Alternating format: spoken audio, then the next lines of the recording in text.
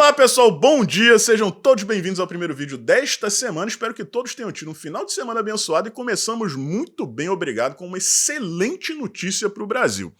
Os depoimentos lá do Freire Gomes e do Batista Júnior nem de longe surtiram o efeito esperado pela esquerda. E a popularidade do Lula, que nunca existiu na prática, não para de despencar.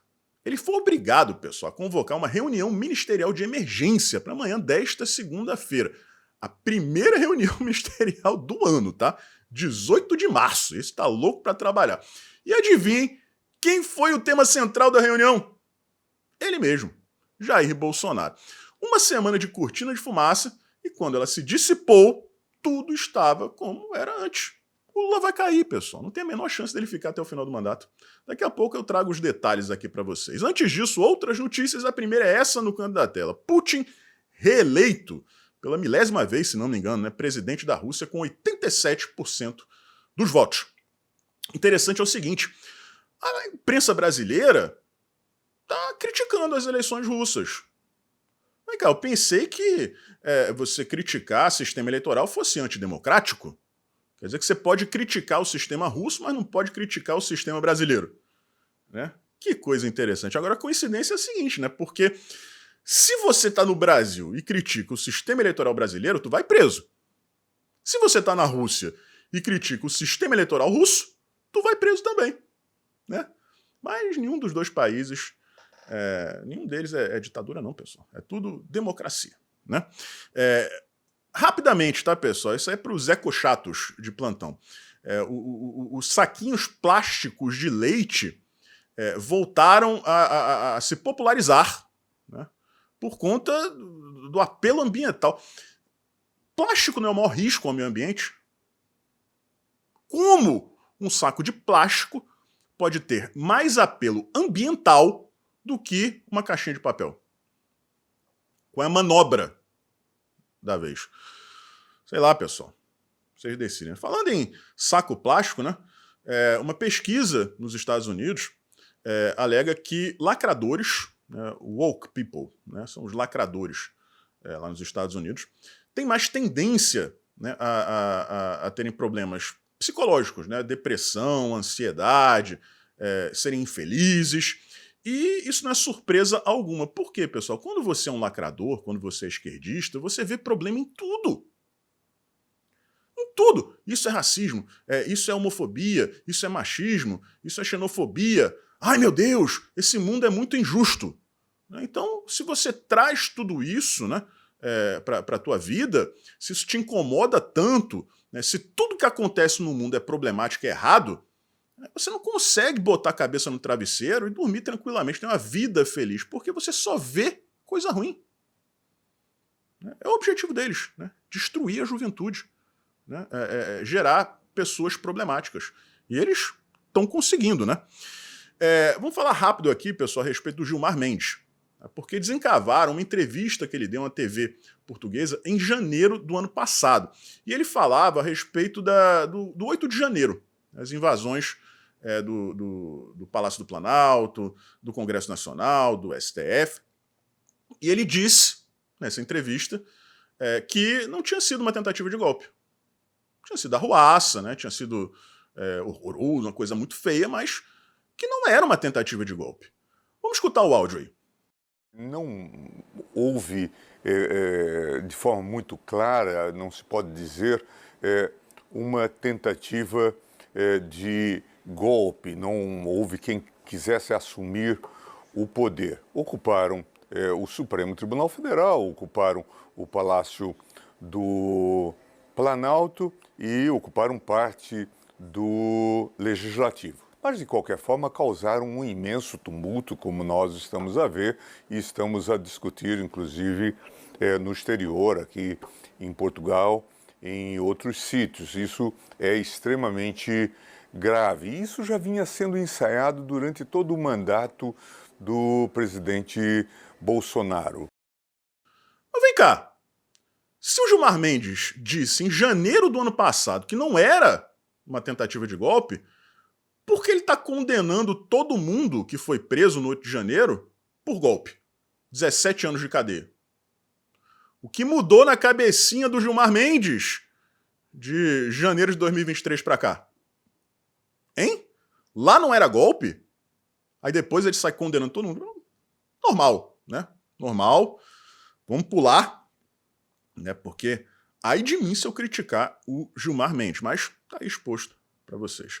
Delegado da Cunha. O Fantástico, né, divulgou imagens dele, lamentáveis dele, ameaçando a esposa, né, ameaçando de bater, de dar tiro na cara. Aquele cara é um salafrário. E aí a imprensa, pessoal, tem a pachorra de chamar o da Cunha de bolsonarista. Existe uma diferença muito grande em você praticar estelionato eleitoral, se eleger travestido de conservador e depois você revelar, né, o que você faz lá dentro, na verdade, você se revelar. Né? Então, o candidato da Cunha era uma coisa. O deputado federal da Cunha é completamente diferente daquilo.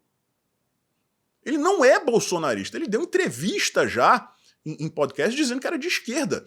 Ele vota em 73% das pautas de acordo com o que o governo quer. 73% alinhado com o PT.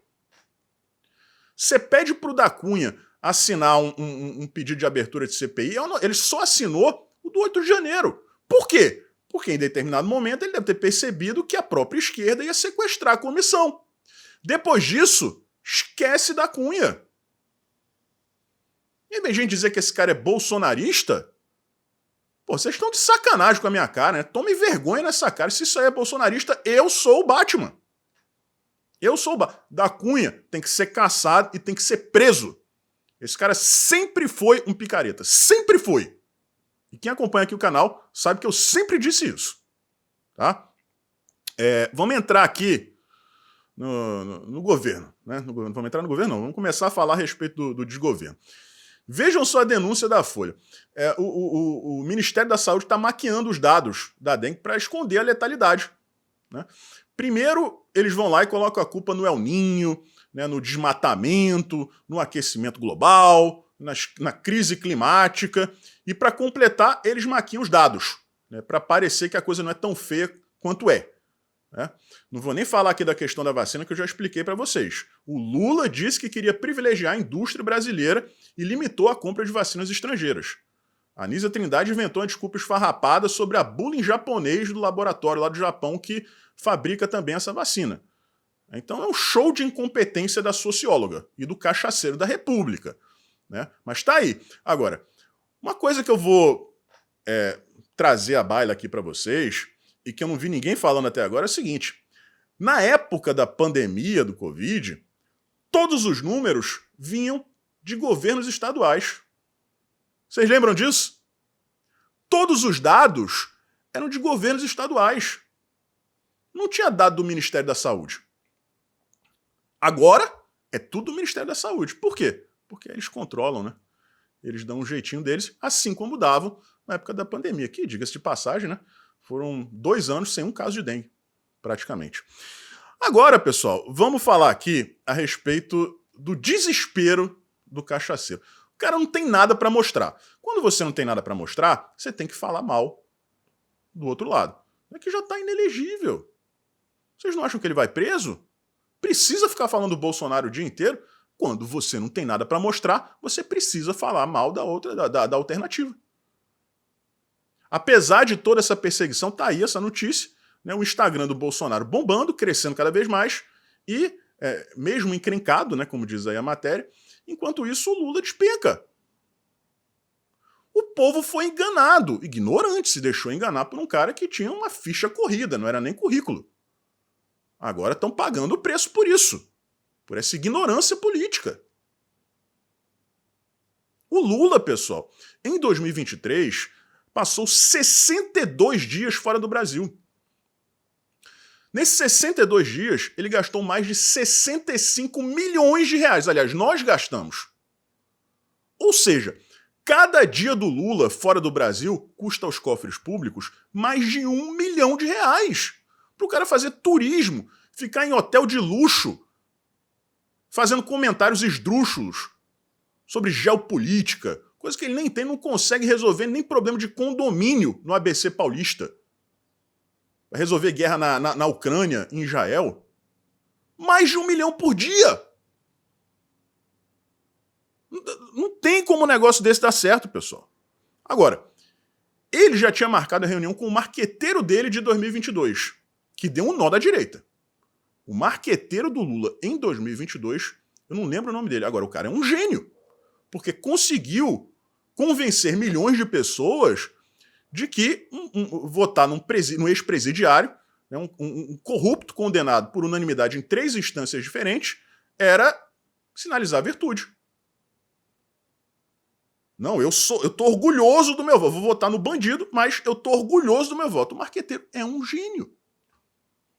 E o Lula já tinha se reunido com ele para tentar reverter o cenário, né, de queda abrupta da popularidade que nunca existiu. Ou seja, não é a popularidade que está diminuindo, é a impopularidade que está aumentando.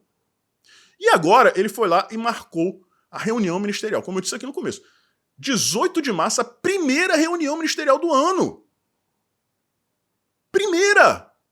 O Bolsonaro fazia uma por mês, no mínimo.